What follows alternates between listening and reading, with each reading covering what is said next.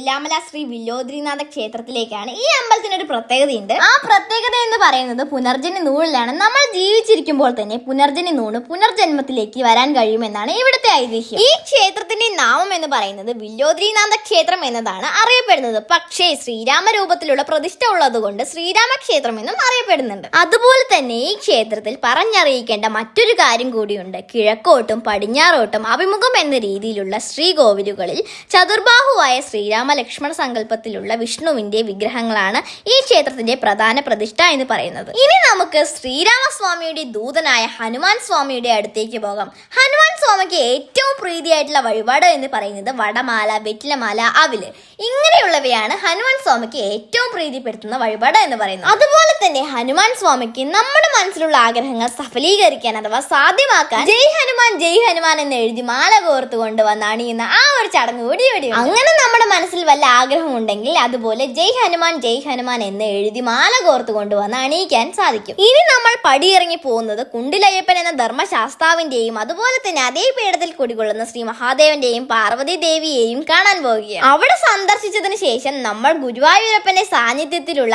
ആലും കൂടി സന്ദർശിച്ച് നമ്മൾ വില്ലോദ്രിമല കയറാൻ പോവുകയാണ്. വില്ലോദ്രിമല കയറുന്നതിന് മുന്നോടിയായിട്ട് ഇവിടെ വേറൊരു ആലും കൂടി ഉണ്ട്. ഈ ആലിന്റെ ഒരു പ്രത്യേകതയുണ്ട്. ഈ ആലിന് ഗൗളി ഉണ്ടാവും. ഈ ഗൗളിയോട് നമ്മൾ പോയി നമുക്ക് എന്തെങ്കിലും ഒരു ആഗ്രഹം അല്ലെങ്കിൽ നമ്മുടെ മനസ്സിലൊരു വിചാരം ഉണ്ടെങ്കിൽ അത് നമ്മൾ ഈ ഗൗളിയോട് പോയി പറഞ്ഞു എന്ന് വെച്ചാൽ അത് സാക്ഷാത്കാരമാവും എന്നാണ് ഇവിടുത്തെ ആ ഒരു വിശ്വാസം. അതുപോലെ തന്നെ നമ്മൾ ഈ ഗൗളിയെ സ്വയം കണ്ടെത്തി സ്വയം നമ്മളുടെ മനസ്സിലുള്ള ആഗ്രഹം അവതരിപ്പിക്കണം എന്നാണ് അതിന്റെ ആ ഒരു വിശ്വാസം. മറ്റുള്ള ആളുകൾ ഇതാ ഗൗളി എന്ന് പറഞ്ഞ് കാണിച്ചു തന്ന് നമ്മൾ അത് അവതരിപ്പിച്ചു കഴിഞ്ഞാൽ അത് പ്രാബല്യത്തിലാവുമെന്നുള്ള യാതൊരു ഉറപ്പുമില്ല. അത് നമ്മൾ സ്വയം കണ്ടുപിടിക്കണം. നമ്മുടെ കാര്യം നടക്കണമെങ്കിൽ നമ്മൾ തന്നെ പറയണ്ടേ. അതുപോലെ നമ്മൾ സ്വയം തന്നെ കണ്ടെത്തി അവതരിപ്പിക്കണം. ഇനി നമുക്ക് വില്ലോദ്രിമല കയറാൻ പോകാം. വില്ലോദ്രിമലയുടെ ഒരു പ്രത്യേകത എന്ന് പറയുന്നത് വർഷത്തിൽ ഒരു ദിവസം മാത്രമേ ഇവിടെ ആൾ സഞ്ചാരം ഉണ്ടാവുക. അത് ഏത് ദിവസമാണെന്ന് ചോദിച്ചു കഴിഞ്ഞാൽ ഗുരുവായൂർ ഏകാദശി ദിവസമാണ്. ഇവിടെ പുനർജനി നൂഴുന്നത് കാണാനും വേണ്ടിയിട്ടാണ് ഇവിടെ ജനങ്ങൾ വരുന്നത്. അതൊരു പ്രായഭേദ പരിധി ഒന്നുമില്ലാതെ ഒരുപാട് ആളുകൾ ഒരുപാട് സ്ഥലത്ത് നിന്നും വന്ന് കണ്ട് അതിന്റെ ആ ഒരു വിശ്വാസം ഇന്നും നിലനിർത്തി പോകുന്നുണ്ട്. അതുപോലെ മലയുടെ മുകളിൽ കയറി താഴേക്ക് നോക്കുമ്പോൾ ആ ഒരു പ്രകൃതി ഭംഗി അത് നമുക്ക് പറഞ്ഞറിയിക്കാൻ കഴിയില്ല. അത് നമ്മൾ നേരിട്ട് വന്ന് കണ്ട് തന്നെ ആസ്വദിക്കണം. പിന്നെ വേറൊരു കാര്യം, എല്ലാ പുനർജനിക്കും വഴിയൊക്കെ വെട്ടിത്തിളച്ചു തരുന്ന സേവഭാരതിയുടെ ആളുകൾക്ക് 1000 നന്ദി ഞാൻ അറിയിക്കുന്നു.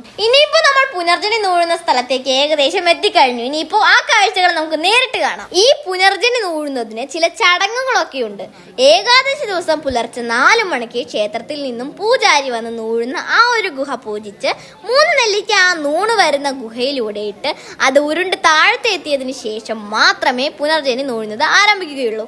ആ നെല്ലിക്ക ഉരുണ്ട് താഴേക്ക് എത്തിയതോടുകൂടി അതിന്റെ ഉള്ളിലുള്ള ഇഴജന്തുക്കളും മറ്റു ജീവികളും അത് വഴിമാറി പോവും എന്നതാണ് അതിന്റെ ആ ഒരു വിശ്വാസം. പുനർജനി നൂഴുന്നതോടുകൂടി ആ നൂണ വ്യക്തിക്ക് ജീവനോടെ ഇരിക്കുമ്പോൾ തന്നെ പാപങ്ങളെല്ലാം തീർന്ന ഒരു പുനർജന്മത്തിലേക്ക് വരാൻ കഴിയുമെന്നതാണ് ആ ഒരു വിശ്വാസം. നമുക്ക് നേരിട്ട് കാണാൻ കഴിയും. നമ്മുടെ കൺമുന്നിൽ തന്നെ പുനർജനി നൂണ് ആ ഒരു പുനർജന്മത്തിലേക്ക് വരുന്ന ആളുകളെ എല്ലാ ജനങ്ങളും തൊട്ടുനിറ വയ്ക്കുന്ന ആ ഒരു ഭംഗിയേറിയ കാഴ്ച നമുക്ക് കാണാൻ കഴിയും. അപ്പൊ നമുക്കിനി പുനർജനി എവിടുന്നാണ് നൂഴുന്നത് എന്ന ആ കാഴ്ച കാണാൻ പോകാം.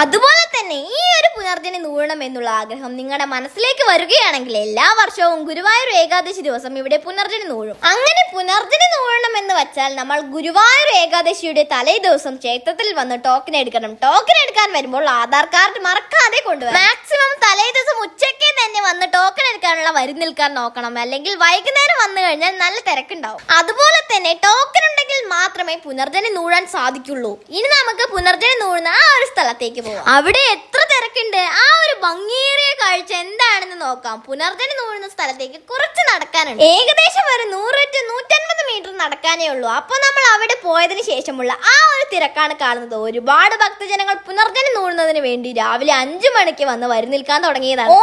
ഓരോരുത്തരായിട്ടാണ് ഇതിൽ നൂഴുക. ഓരോരോ ആളുകളുടെ പിന്നാലെ ഓരോരോ ആളുകളായിട്ടാണ് നൂഴുക. ഏകദേശം 3 വർഷം മുമ്പ് എന്റെ മാമൻ നൂണിട്ടുണ്ട്. അപ്പൊ അതിന്റെ ഉള്ളിലുള്ള കാര്യങ്ങളൊക്കെ മാമ എനിക്ക് പറഞ്ഞു തന്നിട്ടുള്ള അറിവുണ്ട്. അതുപോലെ പുനർജനി നൂഴുന്ന ആ ഒരു കാഴ്ച കാണാൻ വേണ്ടി ഇവിടെയും ആളുകൾ വന്ന് തൊഴുതു പോകുന്നുണ്ട്. ഇനി നമുക്ക് മുകളിലുള്ള പാപനാശിനി തീർത്ഥം കാണാൻ പോകാം. അങ്ങോട്ട് പോകുന്ന വഴി ഇച്ചിരി ബുദ്ധിമുട്ടുള്ളതാണ്. പക്ഷെ അവിടെ പോയി അവിടുത്തെ കുറച്ച് വെള്ളം നമ്മുടെ തലയിൽ തെളിച്ചു കഴിഞ്ഞാൽ അതിന്റെ ആ ഒരു ഐശ്വര്യം നമുക്ക് കിട്ടും. അതുപോലെ ചില ആളുകൾ ഈ വെള്ളം ബോട്ടിലാക്കി വീട്ടിൽ കൊണ്ടുപോയി പുണ്യമായി തെളിക്കുന്നുണ്ട്. അതിന്റെ ആ ഒരു ഐശ്വര്യം ഒന്ന് വേറെ തന്നെയാണ്. അതുപോലെ തന്നെ ഒരുപാട് ആളുകൾക്ക് ഇപ്പോഴും ഇതൊന്നും അറിയില്ല. പുനർജനി നൂഴുന്നത് മാത്രം കണ്ടിട്ട് പോകുന്ന ഒരുപാട് ആളുകൾ ഇപ്പോഴും ഉണ്ട്. അപ്പൊ അവരിലേക്ക് എത്തിക്കാനാണ് ഞാൻ ഈ ഒരു വീഡിയോ ചെയ്തത്. അതുപോലെ തന്നെ പറഞ്ഞറിയിക്കേണ്ട മറ്റൊരു കാര്യം കൂടിയുണ്ട്. മല കയറി വരുന്ന ജനങ്ങൾക്കും ഏകാദശി നോറ്റു വരുന്ന ജനങ്ങൾക്കും സേവഭാരതിയുടെ ആളുകൾ ഭക്ഷണം ഒരുക്കിക്കൊണ്ടേയിരിക്കുന്നുണ്ട്. എത്ര ജനങ്ങൾ വരും അത്രയും ജനങ്ങൾക്ക് ഭക്ഷണം ഒരുക്കുന്ന ആ ഒരു പുണ്യപ്രവൃത്തിയാണ് അവർ ചെയ്യുന്നത്. അപ്പൊ നിങ്ങൾക്ക് ഈ ഒരു